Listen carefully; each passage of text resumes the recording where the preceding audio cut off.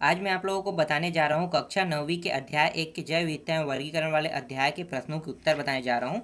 तो इसमें बहुत सारे प्रश्न हैं, लेकिन मैं एक ही बार में सारे प्रश्नों को नहीं दे पाऊंगा, इसलिए कुछ कुछ प्रश्नों के साथ आपको बताते जाऊंगा और समझाते भी चलूंगा।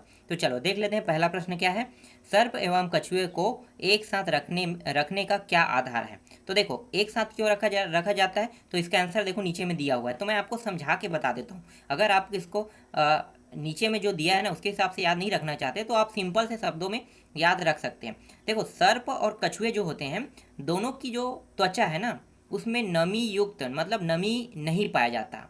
नमी का हमेशा क्या होता है, अभाव होता है। अब ये नमी क्या है, नमी जो होता है वो पानी या चिपचिपापन, ठीक है। तो पानी और चिपचिपापन जो नहीं पाया जाता है उसी को हम कहते हैं नमी युक्त। तो नमी युक्त होता है किसके, सर्प और कछुए के जो स्किन होता है, इसीलिए इन्हें एक साथ रखा जाता है। ठीक, आंसर समझ में आ गई आपको।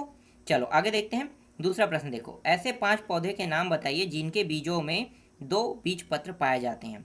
तो 2 बीज पत्र पाए जाने वाले 5 पौधे, तो 2 बीज पत्र पाए जाने वाले 5 पौधे में आप ले सकते हो जितने भी दलहन और तिलहन फसल है उसको आप ले सकते हो। तो देखो, दलहन फसल में हम ले लेते हैं चना, मटर, मूंग, ये है, आम है और नीम है। इसके अलावा कुछ ऐसे भी पौधे हैं जैसे आम और नीम, ये भी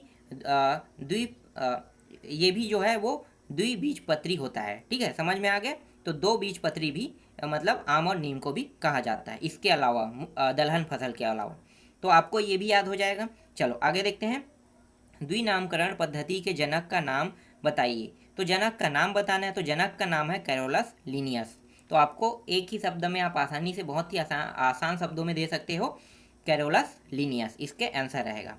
चौथा देख लेते हैं, शैवाल एवं फफूद में एक अंतर बताइए। तो देखो, शैवाल और फफूद में बहुत बहुत अंतर है, बहुत ही आसानी से आप इसका जवाब दे सकते हो।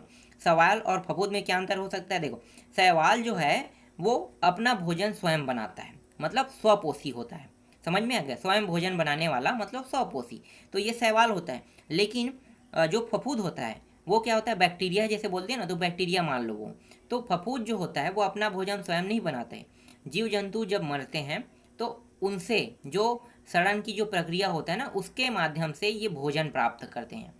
ठीक, समझ में आ गया। शैवाल जो है वह स्वयं अपना भोजन बनाते हैं, लेकिन जो फफूद है वो मृत जो जीव जंतु होते हैं उससे अपना भोजन प्राप्त करते हैं। तो शैवाल और फफूद में आपको अंतर मिल गया। इसी तरह से और कुछ प्रश्न है, उसको मैं आपको नेक्स्ट वीडियो में बताऊंगा।